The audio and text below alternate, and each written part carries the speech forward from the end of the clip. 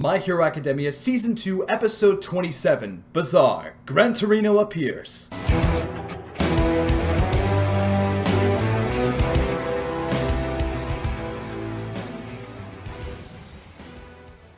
So it is 6:30 a.m. and My Hero Academia has finally returned. Last week they took a break due to the second course starting this week. We have a new opening, a new ending, which I love both.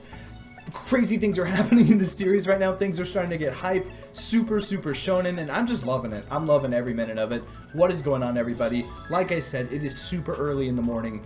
I have not slept since last night. This is like a major all-nighter for me. Haven't done this in a little while.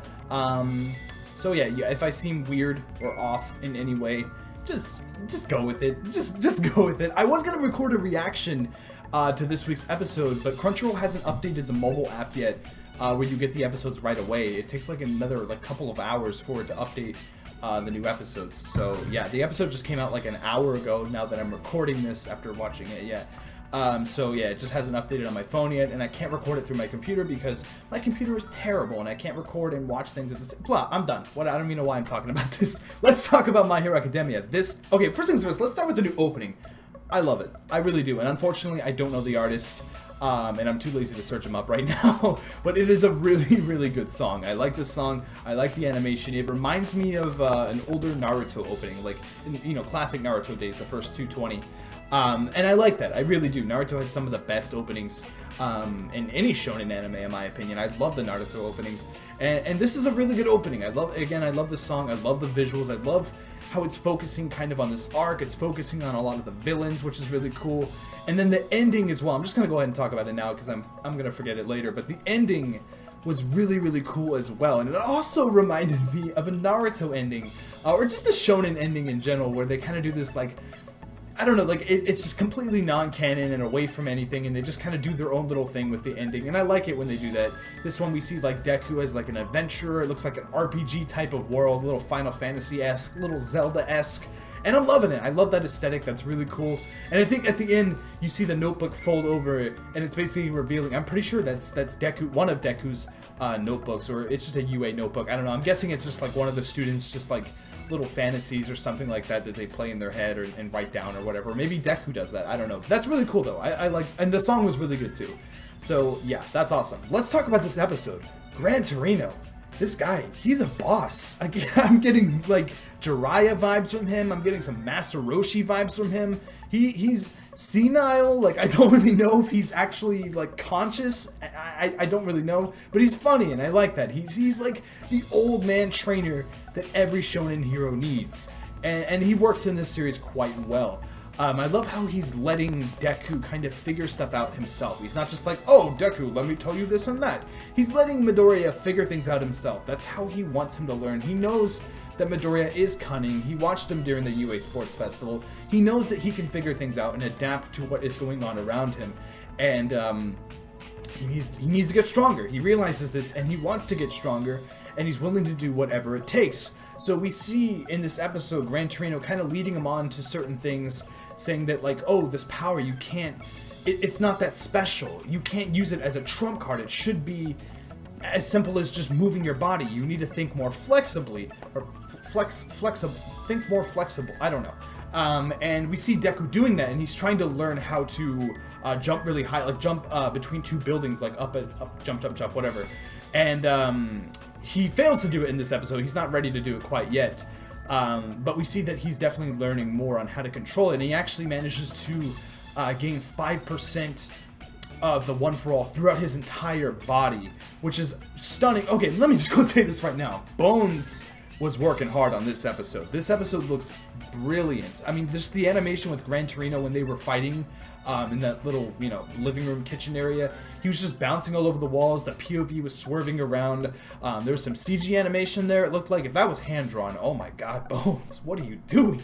That's insane. I think it was CG though. Regardless, it looks awesome. It worked seamlessly. And I love just the way that animation worked. When he used his 5%, when Deku used his 5% at the very end of this episode, and his whole body was it was going throughout his entire body, that looked absolutely clean. In the opening too, god, the opening has some sick animation. I love at the very end with Bakugo, and you see Bakugo coming in. Like, that animation, it's probably the best animation in the opening. It looks awesome. So yeah, Bones, you're doing good. You're doing good. I mean, we all know Bones is awesome. And but yeah, I like what they're doing with the progression of Deku's training. He's into 5% now. I'm sure we're gonna get more details on this later. Another part I really liked about this episode was kind of like the very subtle world building. I like the subtle world building. I like how they just kind of just subtly talk about stuff. Like when, I can't remember who it was, but they were talking about how they're making money from, I think it was it with Ochako? I think it was with Ochako, and how the government, it was like the gunhead guy, how the government it's like they're civil servants and they work for the government pays them, and I like how they're kind of explaining this in a very natural way. You know, it's like a teacher explaining it to a student, and we're the student in this episode, and we're learning these things about the world that they're also learning, and I like how those things happen naturally. That's how it should work. Again, one of the most like popular tips in writing is don't tell, just show, and that's kind of what they're doing. I mean, they are basically telling you, but they're doing it in a natural way where it feels like they're just showing you how it works, and I like that. I really do. And also, something else that really struck me in this episode was the conversation between, I think his name is Genie, the Gene dude that has like a fly on his face. A zipper on his face. And when he was talking to Bakugo, because he picked Bakugo to work for his internship, and when he was talking to Bakugo, I'm like, you don't know how to be a hero, dude. Like, you're powerful, you know how to use your quirk, you know, you could still learn a thing here and there, but you do not know how to be a hero. You don't know manners, you don't know how this world works. I need to put you in your place, and I liked that. I liked how it wasn't just like all, you know, goody-goody, like, oh, let's, you know, you can be my sidekick and we'll fight crime together. No, like, dude, you're kind of a jerk. I need to, like, fix you in a week. Like, this is a problem. I like that. I really did. I think that that's interesting development for Bakugo, because as you know, I think I've said it before, Bakugo as a character in the series isn't the best. I don't hate him, but I don't love him. I'm pretty neutral on him, to be honest. He's funny, he says a lot of funny things, he runs his mouth a lot, and he does work serviceably throughout the series, but I feel like he's almost like a second lead. I mean, they're playing him as almost a second lead. I think Todoroki is technically the second lead in this season, but he is a very important character, but yet they're not giving me a reason why he is important, and I hope they do in this second core of Season 2. It looks like they're starting to scratch the surface there, which I'm excited about. All in all, I really like this episode. Again, it just feels so shonen, just very beautifully shonen, very well paced. I just like how things are working. I really do. I think they're knocking it out of the park here, and I don't think it's just because of the anime as well. I swear to you, this manga series is awesome, and I need to be reading it. I think after Season 2, I think I'm gonna start doing manga reviews of My Hero Academia. I think I'm just gonna catch up and start reading the manga. I really do, because I want to be a part of this series more. I'm really loving it, and I want to know what's going on right now. I mean, people are saying certain things. I haven't heard too many spoilers. Thank you to everybody that hasn't been like spoiling it too crazy down there in the comments. But I've heard some things that are like, oh my god, like, I gotta watch this series. I mean, I gotta read this series. I want to know what's happening. So yeah, I mean, I'm loving it. All in all, I'm gonna give this episode a 9 out of 10. It's just great. The opening is fantastic. I love the new opening. I love the new ending. I'm sure I missed a few details here and there. There's a lot of cool things that happened in this episode. I love all the little jokes too. I loved it when Ida, yeah, of course we gotta talk about Ida too. Ida and his path of vengeance. He really wants to take out Stain, and then there's Stain too. How Stain doesn't want to be a part of a League of Villains. He despises them. This episode was really packed, and it worked really well. I'm definitely giving it a 9 for sure. But I really liked what was going on with Ida.